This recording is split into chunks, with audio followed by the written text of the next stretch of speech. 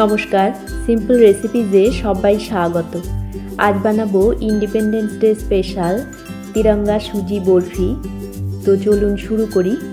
এই বরফি বানানোর জন্য প্রথমে একটা কাচের পাত্রে কিছুটা ঘি নিয়ে নিলাম। ঘিটাকে ব্রাশ করে নেব।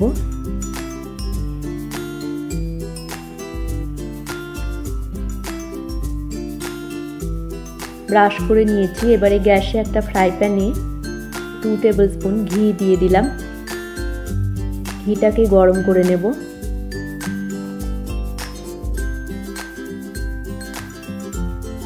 ঘিটা গরম হয়ে গেলে 3/4 কাপ সুজি দিয়ে দিলাম।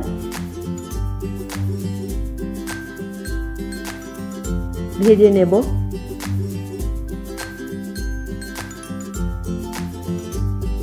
হালকা গোল্ডেন কালার এসে গেলে সুজিটাকে তুলে নেব।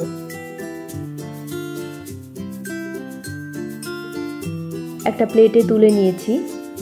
এবারে ওই ফ্রাই প্যানে 1.5 কাপ দুধ দিয়ে দিলাম।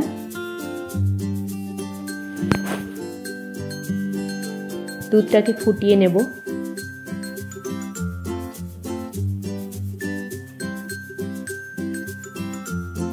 ফুটে গেলে 1/2 টিস্পুন ছোট এলাচের গুঁড়ো দিয়ে দিলাম।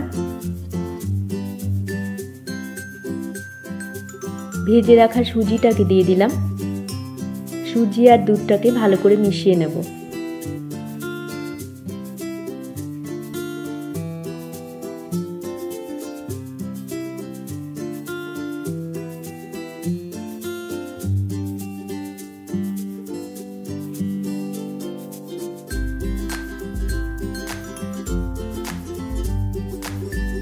মিশিয়ে নিয়েছি। এবারে 1/2 কাপ চিনি দিয়ে দিলাম। চিনিটাকে সুজির মিশ্রণের সাথে ভালো করে মিশিয়ে নেব।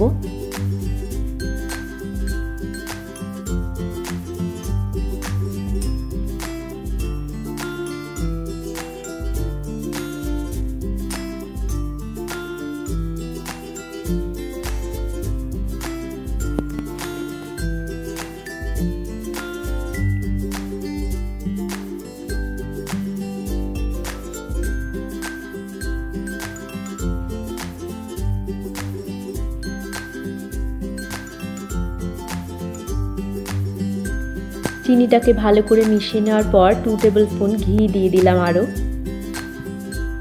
মিশিয়ে নেব।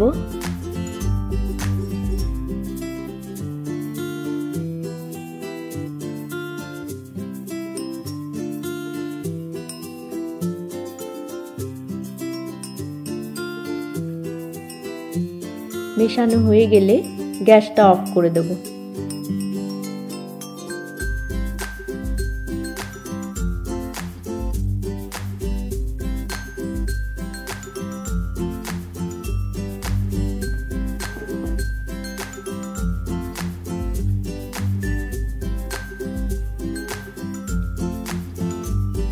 তিনটে প্লেটে আমি সুজিটাকে 3 ভাগে ভাগ করে সমান সমান করে দিয়ে দেব।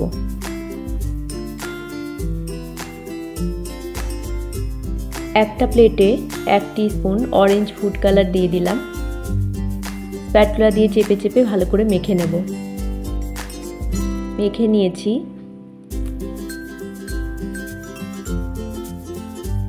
আরও একটা প্লেট নিলাম।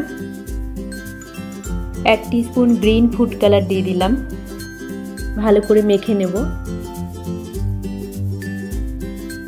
মেখে নিয়েছি। এবারে যে পাত্রে সেট করব বরফিটাকে, ওই পাত্রে গ্রিন কালারের সুজিটাকে দিয়ে দিলাম। চেপে চেপে সেট করে নেব।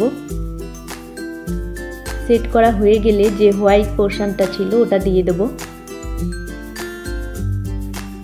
এটাকেও চেপে চেপে সেট করে দিলাম।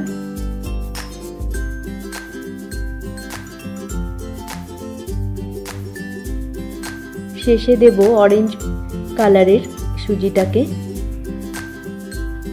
সেট করে দিলাম। আধ ঘন্টা এভাবে রেখে দেব। আধ ঘন্টা পর একটা ছুরি দিয়ে ছোট ছোট টুকরো করে কেটে নেব। তৈরি হয়ে গেল আমাদের তিরঙ্গা সুজি বরফি। রেসিপি ভালো লাগলে আপনারাও এইভাবে বাড়িতে বানিয়ে দেখতে পারেন। আশা করি আপনাদেরও ভালো লাগবে। সবাইকে ভালো থাকার শুভেচ্ছা জানিয়ে আজকের মতো এখানেই শেষ করছি। দেখা হবে পরবর্তী পর্বে। ধন্যবাদ।